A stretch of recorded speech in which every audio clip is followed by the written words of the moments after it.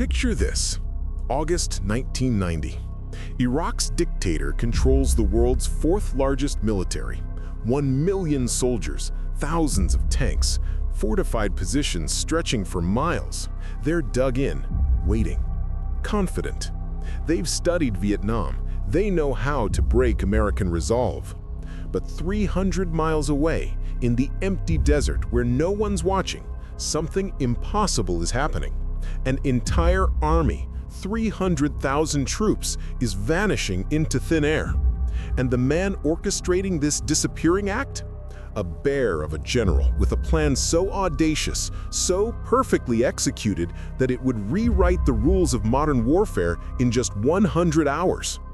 This is the story of the greatest military deception since D-Day. The powder keg. Summer 1990. Iraq is hemorrhaging money. $80 billion in debt from 8 brutal years of war with Iran. Saddam Hussein is desperate, and desperate dictators do dangerous things. He looks south, Kuwait, tiny, wealthy, overflowing with oil. In his mind, it's Iraq's rightful territory anyway. He accuses them of stealing Iraqi oil through slant drilling, sucking crude from beneath the border.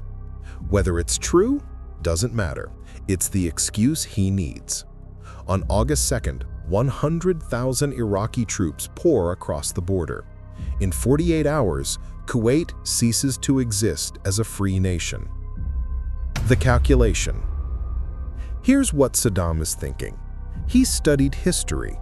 Lebanon, 1983, 1 bombing, 241 dead Marines, and America packed up and left.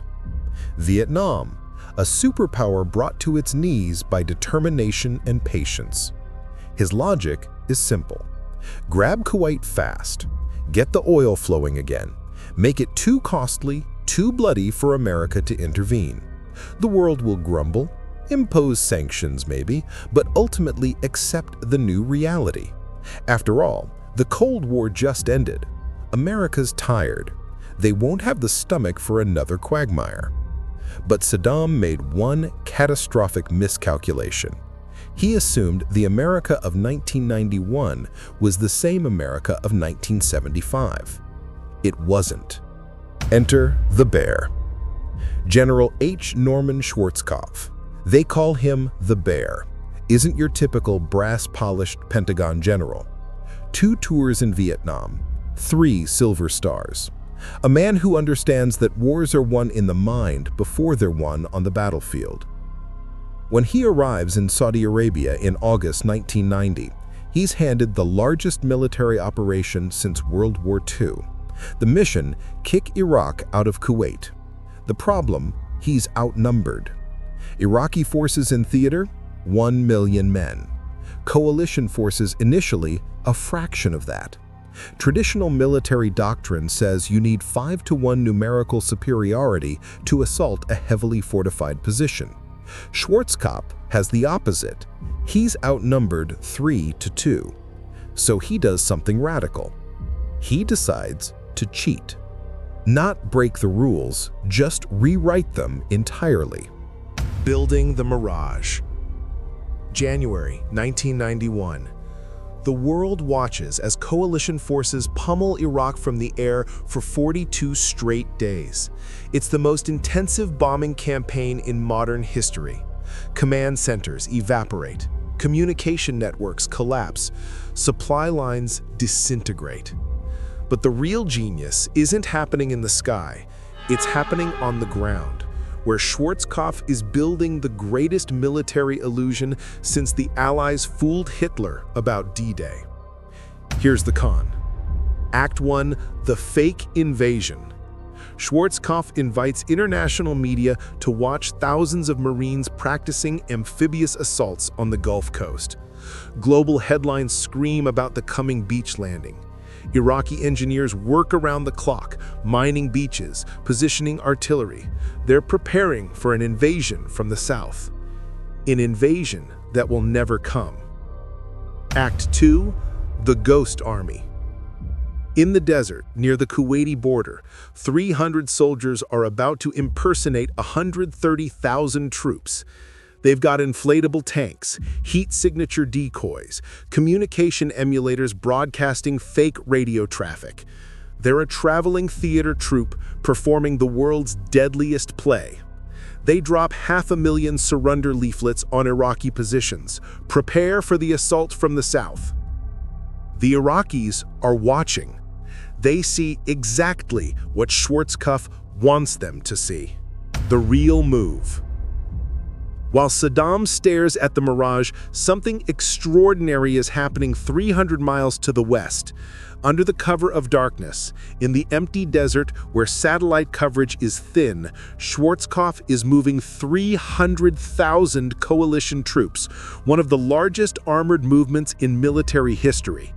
This is the left hook, the flanking maneuver that will end the war before most Iraqi units even know it started. But moving an army through featureless desert creates a problem. How do you navigate when there are no roads, no landmarks, just endless sand? The answer is technology that's about to change warfare forever. GPS. To us in 2025, it seems basic. In 1991, it's science fiction. One soldier later recalled, "The desert was so flat, so empty, but we knew exactly where we were going. It was like having God's own map." Iraqi commanders are fighting a 20th century war. Schwarzkopf is fighting a 21st. 100 Hours of Thunder. February 24th, 1991, 4 a.m. While Iraqi forces stare south, waiting for an amphibious assault that will never materialize, American armor crashes through undefended desert from the west at 40 miles per hour. The 18th Airborne Corps and French units race 150 miles deep into Iraq, cutting supply lines. The 101st Airborne, 400 helicopters strong, seizes Highway 8 along the Euphrates River. The main Iraqi escape route is gone. The 7th Corps and British forces sweep east, encircling the Republican Guard, Saddam's elite units. They're moving so fast, they're bypassing entire Iraqi divisions, surrounding them before they can even react. The numbers don't lie. What happens next is unprecedented in military history. In the largest tank battle since World War II, coalition forces destroy 3,300 Iraqi tanks while losing just 31 of their own. That's a kill ratio of 106 to 1. Read that again. For every American tank destroyed, 106 Iraqi tanks are eliminated. It's not a battle, it's a technological massacre. Stealth aircraft evade radar, cruise missiles strike with surgical precision. Iraqi command and control collapses. Units find themselves cut off, surrounded, with no orders and no idea where the enemy is. Some Iraqi soldiers surrender to news crews because they can't find American forces fast enough. Entire divisions abandon their equipment and walk home. They haven't been defeated, they've been outmaneuvered into irrelevance. 4 days. That's all it takes. 4 days, 100 hours of ground combat. 700,000 coalition troops defeat 1 million Iraqis. 250 miles covered in less than 100 hours. 148 American casualties versus over 30,000 Iraqi. 60% of Iraq's armor destroyed. Saddam prepared for Vietnam. He got a lightning war he couldn't comprehend. The ceasefire comes on February 28, 1991. Coalition forces stopped short of Baghdad. The mission was to liberate Kuwait, not occupy Iraq. Arab coalition forces lead the liberation of Kuwait City, restoring the nation's sovereignty. The man behind the victory. Schwarzkopf earned his nickname, Stormin' Norman, but the real storm wasn't his temper, it was his mind. He understood something fundamental. Saddam was a brutal tactician, but a limited strategist. He thought in terms of force and intimidation because that's how he'd always won. He couldn't conceive of an enemy who would simply make his entire defensive strategy irrelevant. The left hook didn't just win a war, it demonstrated the future of warfare. Speed over strength, precision over power, intelligence over intimidation. Why they stopped? Years later, Schwarzkopf was asked why coalition forces didn't march to Baghdad and remove Saddam entirely. His answer reveals the discipline that made him great. We had UN authorization to liberate Kuwait, not to conquer Iraq. The Arab coalition wouldn't have followed us to Baghdad. The French wouldn't have come. We would have shattered the coalition and become an occupying power, paying 100% of the costs. We'd still be there today, like a dinosaur in a tar pit. History would prove him prophetically correct 12 years later. The legacy. Desert Storm marked the end of one era and the beginning of another. The Soviet Union had just collapsed, the Cold War was over. And in the deserts of Iraq and Kuwait, the world witnessed what 21st century warfare would look like. Not masses of troops grinding against each other, but precision, speed, technology, and psychology working in concert to achieve objectives that would have been impossible just a decade earlier. Saddam studied the past, Schwarzkopf created the future. And in the end, the greatest weapon wasn't the stealth bomber or the GPS unit or the M1 Abrams tank. It was the ability to make an entire army see exactly what you wanted them to see, while the real blow came from where they weren't looking. The left hook. One of the most brilliant military deceptions in history. A masterclass in strategy, psychology, and the surgical application of overwhelming force.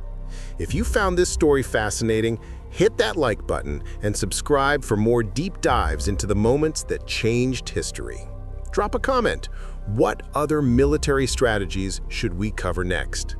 Until next time, remember, in war as in life, sometimes the most powerful move is the one your enemy never sees coming.